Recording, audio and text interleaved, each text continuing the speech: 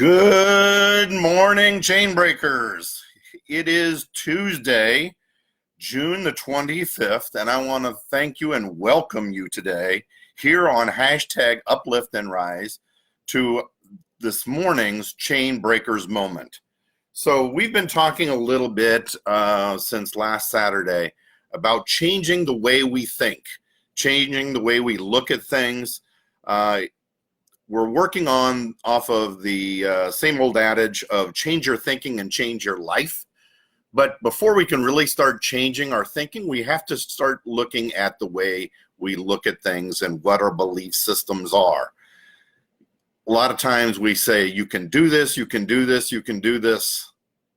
And then you say, I can't, I can't, I can't. And you're saying, no, you have to change the way you think to I can, I can, I can. But as long as you think you can't, you can't. So we have to look at what we think and what we know about ourselves in order to start thinking a little bit differently. Hey, I want to take a moment and just a shout out to some of the people that have already joined us this morning. Kelly Pinkerton, Connie Davis, Leanne Reinsmith, welcome. I appreciate you being here today. Also, if you get a chance, folks, reach down and hit that like, hit that love, send me some messages. And share this out to your friends. Have them come on and join you as well and join us in this because, this is a family, folks, and we like all being part of it. So we would like you to be part of this. And if this touches and uplifts you in any way, we want to be able to uplift and touch our friends as well. So I'm going to take a little bit off of a message I saw yesterday from Gary Cox down who was speaking yesterday at Women in Automotive. What he wanted us to take a look at is what we actually think about ourselves. So for just a moment, I want you to think about what is your birthday? Pretty simple, right? What is your birthday? Now I want to ask you, how do you know that? Well, it's what my parents have always told me, or maybe I've seen it on my birth certificate. Well, birth certificate is a good place to go. But I've seen parents listed on birth certificates that years later we find out that maybe somebody else was actually the father. I actually spoke, and Gary used a similar analogy yesterday, but I actually spoke to one of my clients the other day, and we were talking about him and where he came from and how big of a family he has. And he said he was one of 5 kids. And 2 of his brothers actually had birthdays just a few days apart from each other.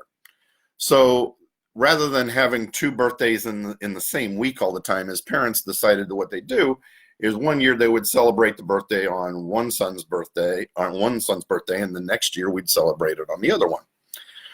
Well, one of his brothers recently had to go get a passport. So he went digging for his birth certificate.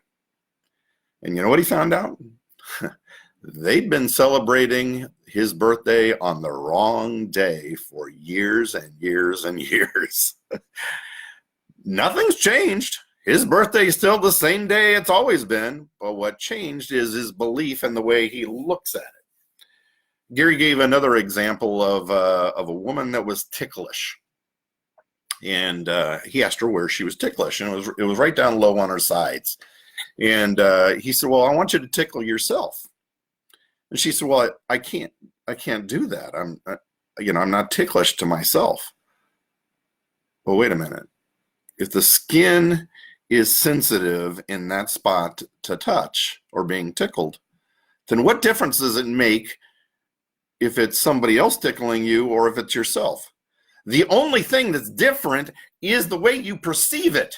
The only thing that's different is who you think in your mind is actually touching you. And Gary actually had this illustration where it was a question of whether she was touching herself or he was touching her.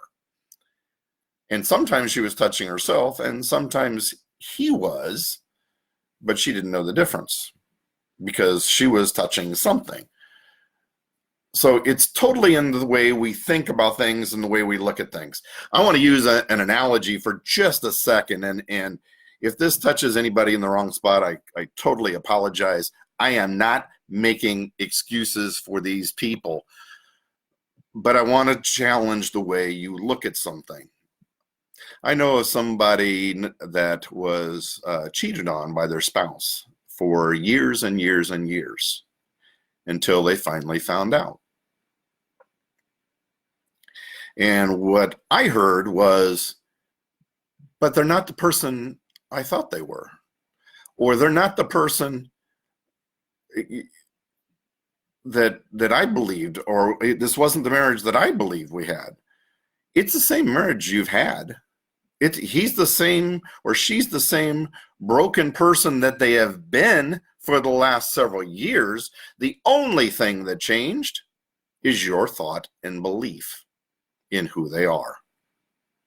So we can start, the only reason I bring that up is I want you to start thinking and challenging yourself about the way we look at things and the way we perceive things. Because once we can start controlling the way we think about things and the way we can start challenging our beliefs, we can start making a difference in the way we want to move forward, in the thought patterns that we have that bring us to the levels and the challenges and the heights and attain the goals that we want to attain.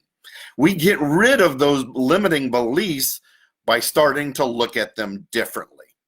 That's what I want to bring to you this morning. That's what I want you to start thinking about. That's the way I want you to start believing, because there's a lot of things that we can start challenging ourselves about.